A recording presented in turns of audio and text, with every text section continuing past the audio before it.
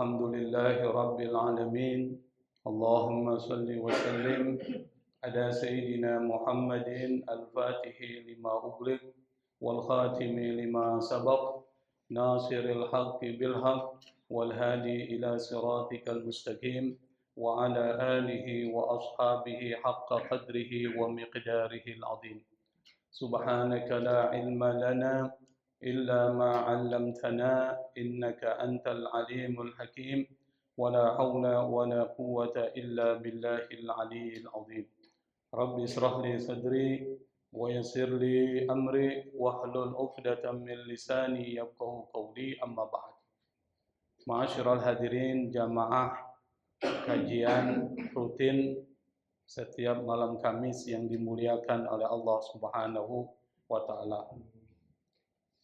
Alhamdulillah kita masih diberikan kesehatan, kesempatan sehingga dengan kesempatan dan kesehatan ini Allah mudahkan kita, Allah ringankan langkah kaki kita, gerakan hati kita hingga kita bisa berkumpul di satu tempat yang dimuliakan oleh Allah Subhanahu wa taala.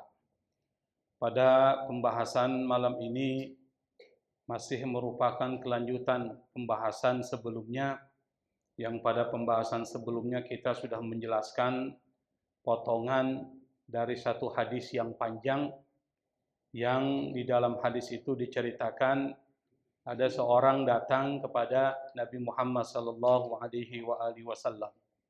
Yang orang itu dari segi penampilan adalah penampilan yang membuat takjub para sahabat yang ada di sekitar Nabi. Kenapa mereka takjub? Yang pertama, pakaiannya putih sekali, bersih. Yang kedua, rambutnya pun rapi, hitam, tidak ada tanda-tanda dia habis berpergian jauh. Seakan-akan dia adalah orang setempat, tetapi para sahabat tidak kenal dia. Maka sahabat menyimpulkan ini bukan orang sini, tetapi orang jauh. Kalau dia orang jauh, kenapa tidak ada tanda-tanda bahwa dia habis berpergian? Lalu kemudian dia duduk dekat Nabi, dia satukan lutut Nabi dengan lutut beliau, lalu kemudian orang itu meletakkan kedua tangannya di kedua paha Nabi Muhammad sallallahu alaihi wasallam. Yang kita sudah jelaskan apa sih pesan moral dari penampilan malaikat Jibril tersebut, dan itu penting sebagai adab antara seseorang terhadap gurunya. Ketika menghadap gurunya, maka pakaian harus rapi.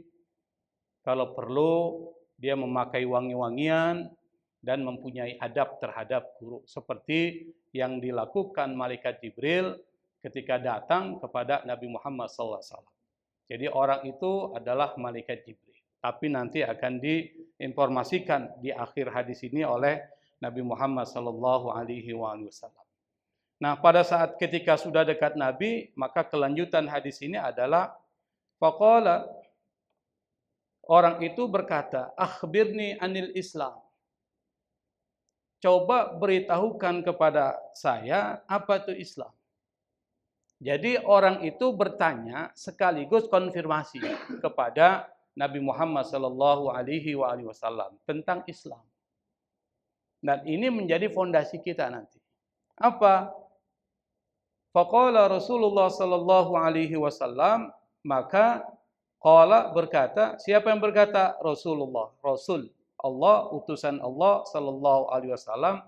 Apa kata Nabi? Al-Islamu, yang dimaksud dengan Islam itu adalah antashhada an la ilaha illallah wa anna Muhammadan Rasulullah wa tuqimas salata wa tu'tiyaz zakata wa tasuma ramadhana wa tahujjal baita in istata'ta ilaihi sabila. Qala sadaqta, qala fa'ajibna lahu yas'aluhu wa yusaddiqu. Rasul ketika ditanya oleh malaikat Jibril apa itu Islam, Rasul mengatakan yang disebut dengan Islam itu adalah pertama, Anda bersaksi tidak ada Tuhan selain Allah. Dan Anda bersaksi Muhammad itu adalah utusan Allah. Itu satu. Yang kedua, setelah persaksian apa? tuqimas shalah. Anda menegakkan, mendirikan salat. Yang ketiga, wa tu'tiyaz zakata, memberikan, membayar zakat. Yang keempat, wa tasuma Ramadan, berpuasa di bulan Ramadan. Dan yang kelima, wa tahujjal baita in istata'ta ilaihi sabila. Tahujjal bait, Anda melakukan perjalanan haji ke Baitullah, in istata'ta, jika kalian mampu, ilaihi sabila, melakukan perjalanan ke Baitullah. Dan ini menjadi satu fondasi agama kita. Jadi kalau ditanya, siapa orang Islam itu? Orang Islam adalah orang yang bersaksi bahwa tidak ada Tuhan selain Allah. Dia ngerjain sholat, dia ngerjain puasa, dia mengeluarkan zakat. Dan kalau dia mampu, dia melakukan perjalanan haji. Maka ini menjadi satu fondasi dari agama kita, agama Islam. Yang pertama syahadat kita bahas. Syahadat itu menjadi rukun pertama. Kenapa? Karena di situ ada iqrar, ada perjanjian, ada persaksian. Maka disebut dengan syahadat. Syahadat itu artinya dari kata syahidah. Syahidah itu artinya menjadi saksi, memperkuat. Itu syahidah. Makanya kemudian ijazah, di mana kita lulus sekolah, itu kan dikasih ijazah itu. Itu bahasa Arab syahadah. Disebut dengan syahadah. Artinya apa? Memperkuat dan membuktikan kalau orang itu pernah sekolah dan lulus sekolah. Kalau pernah sekolah nggak ada lulus, buat ijazah palsu. Kan gitu Pak ya. Tapi kalau dia sekolah, dia lulus, itu dapat syahadah yang disebut dengan ijazah. Bahasa Arabnya syahadah. Persaksian, pembuktian kalau orang itu pernah sekolah dan lulus dari sekolah itu. Maka menggunakan kata syahadah. Nah, di dalam hadis ini persaksian itu yang pertama. Maka kalau Anda ingin masuk ke dalam agama Islam, maka yang pertama kali itu harus mengucapkan kalimat syahadat. Bagaimana kalau hati saya mengakui Islam, mulut saya tidak mengucapkan? Itu dianggap belum muslim, Pak. Yang disebut muslim itu adalah ketika Anda hatinya mengakui Allah sebagai Tuhan, Muhammad sebagai utusannya, lalu Anda ucapkan. Itu baru muslim. Jadi mengucapkan kalimat la ilaha illallah Muhammad Rasulullah, berarti Anda sudah menjadi seorang muslim. Nah, syahadat itu pada dasarnya adalah untuk membuktikan bahwa apa yang kita lakukan itu basisnya adalah Islam. Orientasinya kepada Allah dan kepada Rasulnya. Maka ketika kita bersaksi bahwa tidak ada Tuhan selain Allah, maka konsekuensinya apapun yang diturunkan oleh Allah, apapun yang disyariatkan oleh Allah, Anda harus jalankan dong. Itu persaksian. Anda bersaksi Allah sebagai Tuhan. Mana bukti saksi Anda? Bukti saksinya adalah yang diturunkan oleh Allah syariatnya kami jalankan. Makanya kita diajarkan oleh Nabi itu satu kalimat yang penting yang itu ada di dalam ratib hadat. Apa itu? Raditu billahi rabban wa bil islami dinan wa bi Muhammadin nabiyya. Aku ridha Allah sebagai Tuhanku.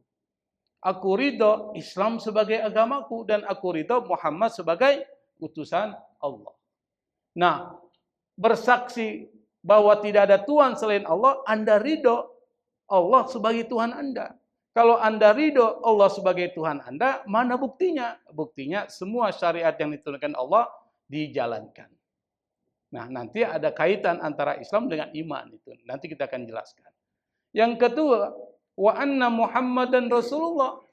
Yang disebut dengan syahadatul risalah. Yang pertama syahadatul tauhid. Yang ini syahadatul risalah. Meyakini Muhammad itu sebagai utusannya. Kalau meyakini Nabi Muhammad sebagai utusannya, berarti ridho Muhammad sebagai Nabi kita. Kalau kita ridho Nabi Muhammad sebagai Nabi kita, maka kita menjalankan apa yang menjadi perintah dari Nabi Muhammad SAW. Kalau kita jalankan perintah Nabi, berarti kita mencintai Nabi. Kalau kita mencintai Nabi, kata Nabi, kana ma'i fil jannah. Maka orang yang mencintaiku nanti akan bersamaku di dalam surga. Karena ada satu statement, ada satu pernyataan, satu perkataan, Al-mar'u ma'aman ahabba. Seseorang itu bersama dengan orang yang dicintai. Kalau nanti Bapak mencintai Rhoma Irama, nanti akan bersama Rhoma Irama nanti di mana tuh? Kita nggak tahu juga. Kalau kita cinta kepada Rasulullah, kita akan bersama Rasulullah SAW. Nah, kalau kita cinta kepada Nabi, mana bukti cinta Anda? Perlu nggak pembuktian, Pak? Makanya waktu pacaran tuh, Pak, kalau kita pacaran sama cewek, Pak, kan biasanya kita bilang, tidak ada satupun perempuan yang paling aku cintai kecuali engkau. Apa perempuan? Buktinya mana? Pasti ditanya bukti kan? Nah, bukti kalau kita mencintai seseorang adalah kita mematuhi apa yang kita cintai. Itu buktinya. Kalau jadi ukuran kalau cinta sama seseorang, apapun perkataannya kita patuhi. Misalnya Bapak pernah pacaran nggak? Ada pernah pacaran, Pak? Pernah ya? Nggak lawin lah. Kira-kira kalau pacar kita minta sesuatu, kita kasih nggak, Pak? Kasih tuh. Apalagi kalau udah jadi istri. Dia minta baju baru, kasih nggak? Kasih. Mau nggak mau harus kasih kan? Kalau nggak bikinin kopi nanti repot. Jadi kasih. Itu tanda bahwa Anda cinta sama dia. Berarti mematuhi apa yang menjadi ucapannya. Nah, kalau kita cinta kepada Nabi, bersaksi sebagai Nabi Rasulullah SAW Muhammad, maka kita harus mematuhi apa yang menjadi perintah-perintah Nabi Muhammad SAW. Itu namanya syahadatain. Jadi bukan cuma ngucapin. Ngucapin itu untuk memperkuat apa yang ada dalam hati kita. Nanti untuk membuktikan ucapan kita dan hati kita, nanti harus amalun bil arkan. Harus dilaksanakan dengan perbuatan. Maka itu disebut dengan iman. Nanti ada kaitan tuh yang terakhir dengan Islam. Jadi kaitan tuh. Apa itu iman? Iqrarun bil qalbi wa qaulun bil lisani wa amalun bil arkan. Iqrar bil qalbi. Anda mengakui dengan hati Anda. Lalu setelah Anda mengakui cukup enggak? Enggak cukup. Karena orang kalau cuma hatinya beriman tapi enggak diucapin, itu mukhalladan finnar. Dia nanti kalau mati masuk ke dalam neraka, kekal di dalamnya karena belum dianggap sebagai muslim. Tapi harus diucapin. Kalau sudah diucapin dan diakui dalam hati kita, harus dibuktikan. Jangan Islam KTP dong. Apa pembuktiannya? Kalau disuruh sholat, kita sholat. Disuruh puasa, kita puasa. Disuruh ngeluarin zakat bagi yang punya harta berlebih, sudah ukuran nisab dan haulnya, dikeluarkan zakatnya. Kalau kita punya kemampuan untuk melaksanakan ibadah haji, baik kemampuan secara fisik, kemampuan secara finansial, keuangan, maka kita wajib melaksanakan haji. Termasuk ketika diperintahkan untuk mengeluarkan uang korban bagi yang mampu, maka dia akan mengikuti apa yang menjadi syariat Allah Subhanahu wa Ta'ala. Itu namanya iman. Dan amalun bil arkan, bagian ketiga dari iman, ini nanti masuknya Islam. Apa itu Islam? Nah, salah satunya adalah setelah syahadat, wa tuqimas shalah, laksanakan salat, keluarkan zakat, lalu kemudian melaksanakan ibadah haji. Kenapa itu yang dianggap sebagai rukun, Pak? Kenapa yang menjadi rukun itu adalah sholat? Kenapa yang menjadi rukun itu adalah puasa?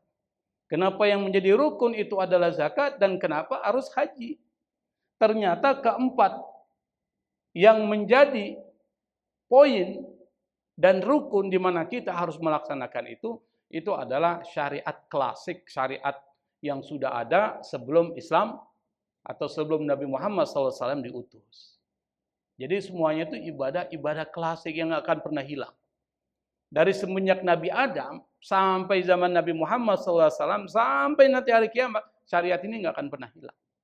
Apa? Yang pertama, sholat. Sholat itu adalah hubungan Anda dengan Allah. Kira-kira Nabi Adam sholat nggak, Pak? Sholat. Nabi Adam sampai Nabi Muhammad SAW itu semuanya sholat. Tetapi sholatnya waktunya berbeda-beda. Ada yang sholatnya subuh doang, waktu subuh. Nabi Adam. Ada yang sholatnya asar, waktu asar. Ada yang sholatnya waktu zuhur. Ada yang sholatnya malam. Antara maghrib dan isya, maghrib dan isya. Nabi Muhammad SAW itu menggabungkan semua waktu sholat itu menjadi 5 waktu. Kenapa? Karena Nabi Muhammad SAW itu adalah yang terakhir. Misalnya saya beri contoh. Sholat zuhur itu diperintahkan kepada Nabi siapa? Ada yang tahu? Kalau ada yang tahu saya kasih uang 50.000 nih. Saya tambah 100.000. Kepada Nabi Daud. Jadi Nabi Daud itu Pak, Nabi yang diberikan kelebihan oleh Allah Subhanahu wa taala yang anaknya nanti Nabi Sulaiman. Itu masih keturunan Bani Israel itu, Nabi Daud. Itu yang kita diperintahkan, dianjurkan kalau puasa salah satunya puasa Nabi Daud selang-seling itu. Nabi mengatakan puasa yang aku sukai setelah puasa Ramadan itu adalah puasa Nabi Daud. Tapi berat Nabi Daud itu, 1 hari puasa, 1 hari berbuka, 1 hari puasa jadi selang-seling. Nah, sholat zuhur itu diperintahkan kepada Nabi Daud. Kalau sholat asar diperintahkan kepada Nabi Sulaiman. Jadi anaknya Nabi Daud, dan sholat maghrib diwajibkan kepada Nabi Yakub yang sering kita bahas itu. Nabi Yakub ini adalah gelarnya Israel. Nanti anak-anaknya namanya Bani Israel. Itu Nabi Yakub. Dan sholat isya diperintahkan kepada Nabi Yunus yang pernah dimakan ikan paus. Lalu kemudian ketika dia berada di kegelapan malam di dasar lautan, di dalam perut ikan paus, dia bertasbih, la ilaha illa anta subhanaka inni kuntu minadz dzalimin. Kata Nabi, kalau seorang meminta kepada Allah dengan passwordnya itu, dengan mengucapkan setelah itu la ilaha illa anta subhanaka inni kuntu minadz dzalimin, Allah pasti akan kabulkan permintaannya. Kenapa? Karena itu adalah tasbihnya Nabi Yunus, yang ketika Nabi Yunus bertasbih ada mengatakan 40 hari 40 malam di perut ikan paus, tidak dapat makan, tidak minum, tapi masih hidup. Setelah itu Allah selamatkan karena berkah dari tasbihnya Nabi Yunus. Oleh karena itu ini dipakai Pak. Tasbih Nabi Yunus kalau kita berdoa, kita pakai itu passwordnya, kuncinya. La ilaha illa anta subhanaka inni kuntu minadz dzalimin. Berarti sholat ibadah klasik. Nabi Muhammad SAW hanya mengumpulkan, maka ini penting. Makanya menjadi rukun. Karena dia menjadi rukun, yang pertama kali nanti dihisab oleh Allah Subhanahu wa taala di akhirat itu adalah sholatnya. Kalau sholatnya bagus, maka yang lain dianggap bagus. Kalau sholatnya bermasalah, yang lain dianggap bermasalah. Nanti sewaktu-waktu kita akan pelajari bagaimana sholat, cara sholat khusyuk, dan bagaimana gerakan-gerakannya. Insya Allah nanti kalau sudah masuk pembahasan sholat, kita akan praktekkan. Tapi sekarang belum. Yang pertama, karena belum masuk pembahasan tentang sholat secara detail. Yang kedua adalah zakat. Kira-kira zakat ini hanya pernah terjadi zaman Nabi atau zaman sebelumnya? Sebelumnya. Zakat itu maksud dan tujuannya memberikan bantuan kepada orang. Itu maksud dan tujuannya. Memberikan bantuan kepada orang dari zaman Nabi Adam sampai zaman Nabi Muhammad SAW itu menjadi syariat kita. Tapi memberikan bantuan sedekah kepada orang lain itu ada modelnya. Ada sedekah yang bersifat umum, ada sedekah yang bersifat khusus. Sedekah bersifat umum misalnya kita bantu orang. Apakah dia orang miskin, orang kaya, itu yang penting kalau kita bantu dia, itu dianggap sedekah. Itu umum. Tapi ada sedekah khusus. Apa sedekah khusus? Yang pertama adalah zakat. Zakat dibagi 2. Apa tuh Pak? Ada zakat mal, harta, ada zakat fitrah. Zakat fitrah khusus di bulan Ramadan. Dan tujuan zakat fitrah bukan untuk membantu orang supaya dia bisa hidup mandiri. Tapi untuk memberikan makan kepada dia pada saat lebaran, dia nggak minta-minta. Tujuannya itu.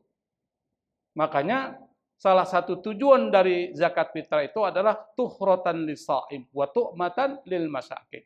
Menyucikan orang yang berpuasa, dia harus mengeluarkan zakat fitrah, maka semuanya wajib mengeluarkan zakat fitrah. Meskipun bayi itu baru dilahirkan pada saat ketika takbiran, dia wajib mengeluarkan zakat Fitrah. Bayi. Siapa yang wajib ngeluarin? Siapa? Orang tuanya, tapi atas nama dia, anaknya. Wajib. Maka zakat fitrah menjadi penting. Tapi tujuannya bukan pemberdayaan. Tapi zakat mal, zakat harta, tujuannya adalah yang pertama menghilangkan sifat pelit yang ada di dalam diri kita. Keluarkan harta Anda. Itu mengobati sifat kikir dalam hati kita. Yang kedua, membantu orang lain supaya dia tidak meminta-minta nanti. Dan ketika dia dibantu, dia akan mandiri. Itu tujuan zakat. Dari zaman Nabi Adam sampai zaman Nabi Muhammad SAW itu tetap ada.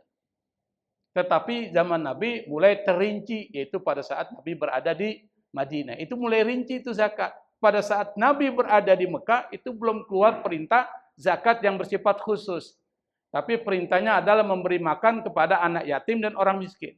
Maka turunlah ayat yang populer itu. Apa ayatnya?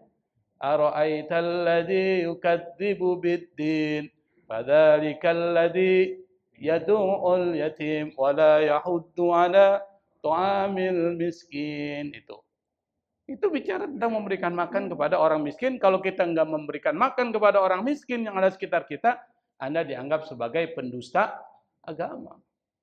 Itu bahaya banget, dianggap sebagai pendusta agama. Makanya pada zaman Nabi Ibrahim itu ada satu cerita tentang sedekah yang merupakan bagian dari zakat. Atau zakat bagian dari sedekah. Yang sedekah ini tujuannya adalah bisa memperpanjang umur. Bapak ingin umurnya panjang nggak Pak? Mau nggak Pak? Kuncinya sedekah. Perbanyak sedekah. Dan itu sudah diajarkan oleh Nabi dan sudah diajarkan di dalam berbagai kisah para Nabi. Jadi pada zaman Nabi Ibrahim, itu ada seorang pemuda Pak datang kepada Nabi Ibrahim. Ini diceritakan oleh Imam Al-Ghazali dalam kitab Ihya Ulumuddin. Datang sementara di samping Nabi Ibrahim ada malaikat Israel. Malaikat Israel, malaikat apa sih? Malaikat pencabut nyawa. Tapi dia datang ke Nabi Ibrahim bukan dalam bentuk sebagai malaikat Israel, tapi dalam bentuk manusia. Datanglah seseorang, kemudian mendekati Nabi Ibrahim, dia bisikin Nabi Ibrahim. Yang dalam bisikan itu, dia mengundang Nabi Ibrahim untuk hadir ke dalam perkawinannya besok hari. Ada walimatul urs. Nabi Ibrahim, oh iya, insya Allah saya akan datang. Malaikat Israel tanya, yang datang itu tadi siapa? Dan apa maksud dan keinginannya? Kata Nabi Ibrahim, yang datang itu adalah sahabatku dan sekaligus muridku. Dan dia datang mengundang aku untuk menghadiri walimatul urs, pernikahan dia. Apa kata malaikat Israel? Sayang, umurnya enggak sampai besok. Karena malam ini saya diperintahkan Allah untuk cabut nyawa orang itu. Bayangkan dulu. Dan memang kedatangan malaikat Israel tujuannya untuk nyabut, tapi singgah dulu kepada Nabi Ibrahim. Besok ternyata orang itu nggak meninggal. Masih melaksanakan akad sampai dalam satu riwayat disebutkan sampai umur 70 tahun dia belum meninggal. Sewaktu-waktu Nabi Ibrahim ketemu lagi itu dengan malaikat Israel. Ditanya, dulu kau pernah bilang bahwa sahabatku akan meninggal besok. Sebelum perkawinan sudah meninggal dia. Kok ini sampai perkawinannya dia belum meninggal, sampai saat ini dia pun belum meninggal. Sampai usia 70 tahun sekarang. Apa kata malaikat Israel? Memang saya diperintahkan Allah untuk mencabut nyawa orang itu pada malam hari. Tapi sebelum saya datang mencabut dia, nyawanya, ternyata dia menyumbangkan sebagian hartanya di jalan Allah, memberikan bantuan pada orang-orang miskin.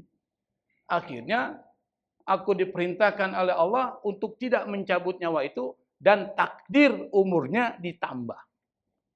Jadi yang bisa mengubah takdir itu adalah doa dan sedekah, Pak. Takdir nggak berubah. Iya, kita nggak tahu kan. Tetapi yang bisa mengubah takdir itu adalah doa was sedekah. Doa dan sedekah. Dari sini kita bisa ambil pelajaran bahwa membantu orang lain dalam bentuk sedekah itu sudah ada zaman dulu. Tapi dalam zaman Nabi Muhammad SAW dirinci menjadi dua bagian. Sedekah amah wa sedekah khasah. Yang umum dan yang khusus. Bahkan zaman Nabi Isa juga ada.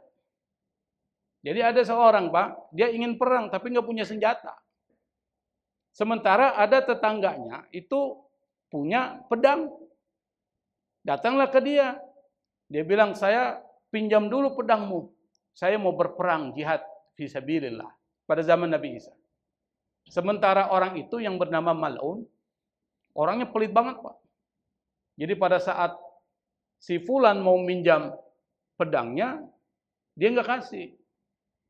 Tapi pas dia pulang, dia teringat, lebih bagus kalau seandainya saya bantu orang itu. Padahal orangnya pelitnya minta ampun.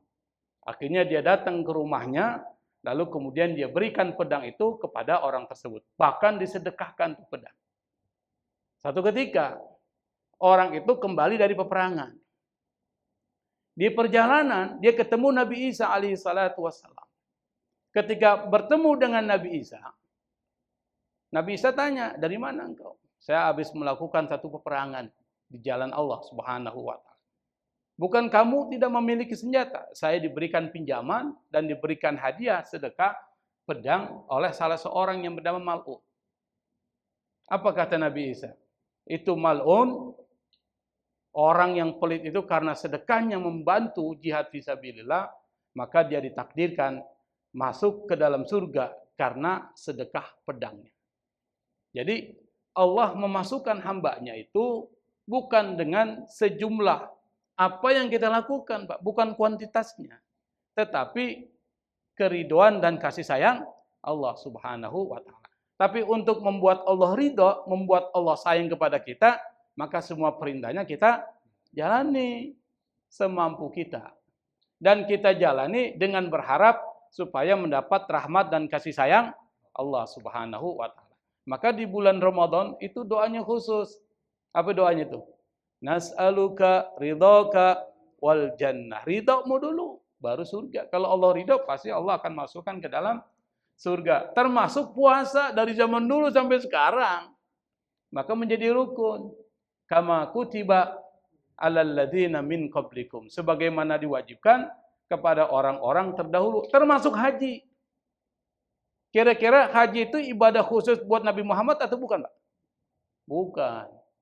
Nabi Ibrahim sudah melaksanakan haji. Pada saat Nabi Ibrahim datang ke Mekah, dia meninggalkan istrinya dan putranya Ismail di satu lembah tandus. Lalu kemudian di lembah itu nanti akan dibangun, sebenarnya bukan dibangun, karena itu fondasinya sudah ada, ditinggikan. Ditinggikan menjadi lebih tinggi lagi, kemudian disitulah kemudian turun perintah haji. Apa ayatnya yang diabadikan di dalam Al-Quran? Wa'adzin fin nasi bil haji ya'tuka rijalan wa ala kulli dhamirin ya'tina min kulli fajjin amik. Kata Allah dalam surah Al-Hajj, itu kepada Nabi Ibrahim, wa'adzin fin nasi bil hajj, wa Ibrahim beritakan kepada manusia untuk melaksanakan haji. Niscaya mereka akan datang dari segala penjuru, baik dengan berkendaraan ataupun dengan jalan kaki. Makanya sampai sekarang, orang yang melaksanakan ibadah haji bukan cuma dari Mekah, tapi dari seluruh penjuru dunia. Sudah diinformasikan lebih dulu pada zaman Nabi Ibrahim, yang kemudian dikeluarkan di dalam ayat Quran, direkam zaman Nabi Muhammad SAW. Makanya salah, Pak, kalau dibilang, Anda kok belum haji? Anda belum dapat panggilan, katanya. Ada yang bilang gitu, Pak, ya? Anda belum dapat panggilan. Loh, Nabi Ibrahim udah manggil tuh. Nabi Muhammad SAW juga sudah manggil. Allah sudah manggil tuh. Dalam surat Al-Hajj. Wa'adzin finnas. Beritahu kepada manusia untuk melaksanakan haji. Maka sholat, zakat, puasa, dan haji itu ibadah qadimah. Ibadah yang dari dulu sampai sekarang itu nggak akan pernah lepas. Nah, itulah yang disebut dengan rukun Islam. Maka Anda dianggap Muslim, yang penting kelima ini Anda jalankan. Yang terakhir, kalau mampu. Yang zakat, kalau punya harta. Tetapi syahadat, sholat, dan puasa, Anda harus jalankan. Kecuali Anda tidak mampu, misalnya sakit. Berarti berlakulah hukum yang kedua, qadha puasa. Kalau seandainya tidak bisa mengkodok karena sakitnya permanen, nggak bisa sembuh dan nggak bisa melaksanakan puasa, diganti dengan membayar fidyah selama dia tidak berpuasa. Nah, karena itu menjadi rukun. Kalau dia menjadi rukun, manfaatnya itu luar biasa. Nah, selesai kita untuk yang pertama. Yang kedua, qala malaikat Jibril berkata, fa akhbirni anil iman. Beritahukan kepadaku tentang iman. Apa kata Nabi Muhammad SAW? Qala antu'mina billahi wa malaikatihi wa kutubihi wa rusulihi wal yaumil akhiri wa bil qadari khairihi wa syarrih. Qala sadaqta.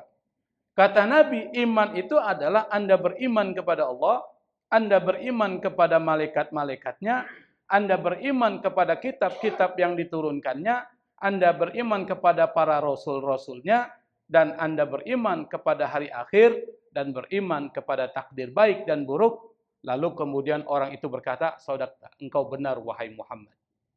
Berarti yang dianggap iman itu aja. Nanti insya Allah akan kita jelaskan pada kesempatan yang akan datang rinciannya. Dan yang terakhir, qala fa akhbirni anil ihsan. Beritahukan kepadaku, kata orang tersebut kepada Nabi Muhammad SAW, apa itu ihsan? Ihsan. Apa kata Nabi? Ihsan itu adalah anta abudallaha ka'annaka tara fa illam takun tarahu fa innahu yarak. Yang dianggap ihsan itu adalah engkau menyembah Allah seakan-akan engkau melihat Allah. Kalau seandainya engkau tidak melihat Allah, Allah yang melihat Anda. Dan iman, Islam, dan ihsan ini satu paket. Kalau seandainya kita mempunyai ketiga paket ini, maka kita akan menjadi insan kamil. Menjadi manusia yang seutuhnya. Yang kita kejar itu tiga, Pak. Iman kita perbaiki, Islam kita perkuat, dan yang ketiga adalah ihsan. Ihsan itu ketika Anda sholat, Anda merasa Allah di hadapan Anda. Ketika Anda mengeluarkan zakat, Anda merasa Allah mengawasi Anda. Ketika Anda berada dimanapun Anda berada, maka Anda merasa Allah ada bersama Anda. Itu namanya ihsan. Kira-kira kalau orang selalu merasa diawasi oleh Allah, jadi orang baik nggak, Pak? Baik, Pak. Saya berikan satu gambaran yang mudah saja. Misalnya ada beberapa murid akan melaksanakan ujian. Murid itu lalu kemudian dimasukkan ke dalam kelas. Sebelum ujian ada nggak aturan-aturan yang dibacakan? Ada tuh biasanya. Dibacakanlah aturan-aturan ujian. Kalau seandainya Anda nyontek di dalam ujian itu, maka Anda akan dikeluarkan dari kelas dan Anda nggak lulus. Itu peraturannya. Di situ ditaruh pengawas. Disebut dengan muraqib, mengawasi. Kira-kira anak-anak yang ada dalam kelas itu yang melaksanakan ujian, berani nggak nyontek? Berani nggak, Pak? Nggak akan berani. Kenapa? Resikonya tadi. Kalau saya nyontek ketahuan, saya akan dikeluarkan dari kelas dan tidak lulus.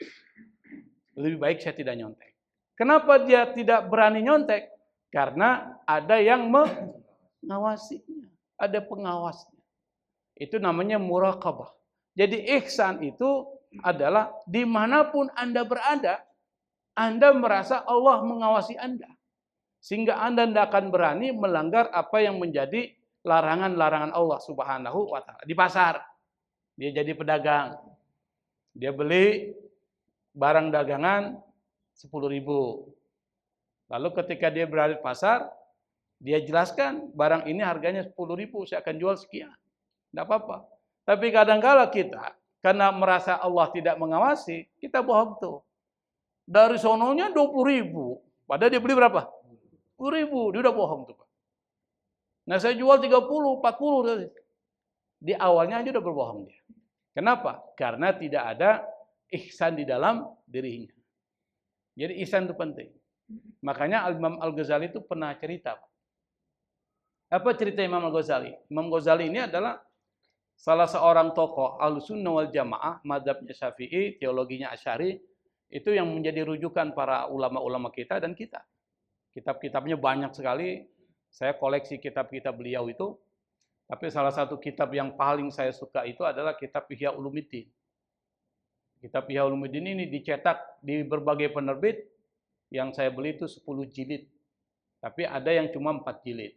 10 jilid ini sudah diberikan penjelasan dan keterangan. Kalau dalam bahasa Arab disebut ditahqiq, sudah ditahqiq. Itu sampai 10 jilid itu.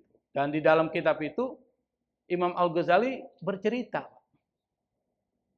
Dulu kata Imam Al-Ghazali, ada seorang ulama besar, ulama sufi. Yang ulama sufi ini menjadi rujukan kita di dalam tarekat sufi, itu menjadi rujukan kita. Siapa? Syekh Junaid Al-Baghdadi. Jadi Nahdlatul Ulama itu menjadikan rujukan tasawufnya itu kepada Syekh Junaid Al-Baghdadi. Dan beliau juga salah seorang yang yang sering diceritakan oleh Imam Al-Ghazali. Nah, Syekh Junaid Al-Baghdadi itu punya banyak murid. Muridnya banyak. Kalau bahasa yang lebih mudah, dia punya pesantren lah. Yang di dalam pesantren itu banyak santrinya. Tapi di antara santri-santri dari Syekh Junaid Al-Baghdadi cuma satu yang dia paling sayang. Cuma satu saja yang paling dia sayang. Sampai santri-santri lain itu cemburu. Mereka pun cerita sama mereka, Pak Kiai ini nggak adil. Masa di antara santri yang banyak ini cuma dia saja yang diperhatiin. Diberikan perhatian khusus. Kita ini emang siapa? Kita ini juga santri-santrinya. Mengeluh kan? Keluhan-keluhan dari para santri ini didengar oleh Syekh Junaid Al-Baghdadi. Setelah dia mendengar keluhan tersebut, semua dikumpulin tuh di satu ruangan. Kalau di pesantren namanya fi qa'atil ijtima', di aula tempat berkumpul. Auditorium, gitu ya. Di auditorium. Dikumpulin semua itu. Lalu Syekh Junaid Al-Baghdadi termasuk yang dikumpulin juga murid yang diberikan perhatian khusus itu. Saya juga kalau punya murid pasti ada yang saya berikan perhatian khusus. Biasanya guru-guru gitu, Pak. Ustadz-ustadz, para kiai itu kalau punya pesantren, emang ada biasanya 1 atau 2 orang yang diberikan perhatian. Kenapa? Menonjol. Ini akan jadi ini, biasanya begitu. Nah, setelah dikumpulin, Syekh Junaid bilang, wahai santri-santriku, hari ini kalian aku kumpulkan dengan maksud dan tujuan adalah saya akan memberikan instruksi kepada kalian. Mereka dengerin, apa sih instruksi Pak Kiai ini? Masing-masing dari kalian itu pergi ke pasar. Nanti setelah sampai di pasar, masing-masing dari kalian itu membeli 1 ekor ayam. Setelah membeli 1 ekor ayam, saya perintahkan kalian menyembelih ayam itu di tempat yang tidak diketahui oleh siapapun. Pergilah santri semua. Santri pergi semua. Beli ayam, Pak. Setelah beli ayam, mereka menyebar. Untuk menyembelih ayam itu di tempat yang tidak diketahui oleh siapapun. Ada yang pergi ke hutan. Sampai di hutan, di dalam hutan, tengok kanan, tengok kiri, nggak ada orang, disembelih ayam. Ada yang pergi ke lautan. Pergilah dia ke pantai, tengok kanan, tengok kiri, nggak ada orang, dia sembelih. Ada yang pulang ke rumahnya, Pak. Pulang ke rumahnya bawa ayam, masuk ke dalam rumah, lalu masuk ke dalam kamar, dia kunci kamar itu, lalu dia matikan lampunya, supaya orang nggak tahu, lalu dia sembelih ayam itu di dalam kamarnya. Begitu semuanya melakukan. Setelah selesai mereka melaksanakan perintah kiai, kembalilah mereka ke pesantren itu, lalu kemudian berkumpul di tempat untuk melapor kepada sang kiai Syekh Junaid Al-Baghdadi.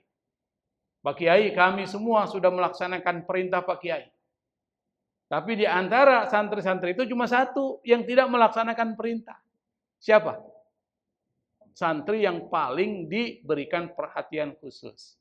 Yang dicintai oleh Syekh Junaid Al-Baghdadi. Santri-santri lain lihat ke dia dengan pandangan nyinyir. Gimana itu lihat? Pak Kiai punya santri yang paling dia sukai, yang paling dia cintai, yang diberi perhatian khusus, tapi tidak melaksanakan perintah Kiai. Syekh Junaid Al-Baghdadi ketika mendengar santri-santri ngomong gitu, dipanggillah orang itu. Kamu kenapa tidak melaksanakan perintahku? Apa alasannya? Apa kata santri itu? Pak Kiai, waktu Pak Kiai menginstruksikan saya pergi ke pasar, saya pergi ke pasar.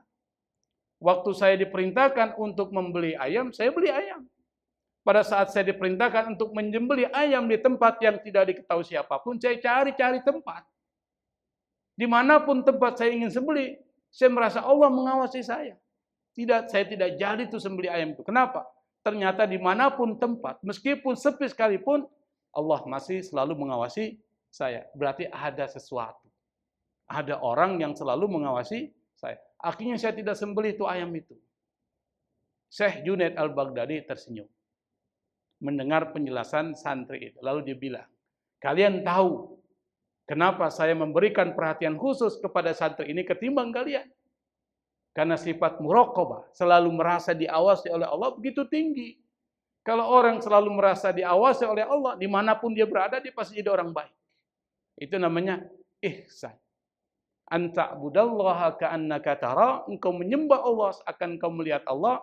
Kalau engkau tidak melihat Allah, maka Allah melihat Anda. Artinya apa? Anda selalu bersama dengan Allah dimanapun Anda berada, dan Allah selalu mengawasi Anda. Kalau ini ada dalam diri kita, Pak, ihsan, dikaitkan dengan Islam, dikaitkan dengan iman, Anda akan menjadi wali min auliya illah. Akan menjadi kekasih Allah Subhanahu wa taala. Kalau sudah jadi kekasih Allah, apapun yang Anda minta, baik terbertik di dalam hati Anda atau terucap dalam lisan Anda, Allah akan kabulkan. Seperti Allah kabulkan apa yang menjadi kebutuhan Siti Maryam. Siti Maryam nggak minta, Allah kasih. Kenapa? Karena di dalam dirinya tergabung 3. Iman, Islam, ihsan. Maka kalau kita ingin sukses, 3 ini jalankan, Pak. Seperti yang diajarkan Jibril kepada Nabi Muhammad sallallahu alaihi wasallam. Ketiga ini ada dalam diri kita, insya Allah kita akan menjadi orang yang sukses dunia dan sukses akhirat. Insya Allah untuk kelanjutan hadis ini kita akan bahas pada kesempatan yang akan datang, bicara tentang tanda-tanda kiamat yang ditanyakan Jibril kepada Nabi Muhammad tidak bisa menjawab. Tapi diberikan apa keluh-keluhnya. Nabi Muhammad menjelaskan keluh-keluhnya. Nanti insya Allah kita akan bahas tentang pertanyaan yang keempat dari malaikat Jibril tentang tanda-tanda hari kiamat. Kira-kira sekarang udah zamannya belum nih? Nah, kalau udah zamannya, Pak, jangan macam-macam lah. Ke mushola dan masjid aja lah. Zikir kepada Allah Subhanahu wa taala. Saya pikir untuk pertemuan hari ini saya anggap cukup. Kalau memang ada sesi tanya jawab, saya silakan. Kalau memang tidak, mungkin langsung ditutup saja. Wallahul musta'an, wallahul muwaffiq ila aqwamit thoriq, wal afwa minkum. Wassalamualaikum warahmatullahi wabarakatuh.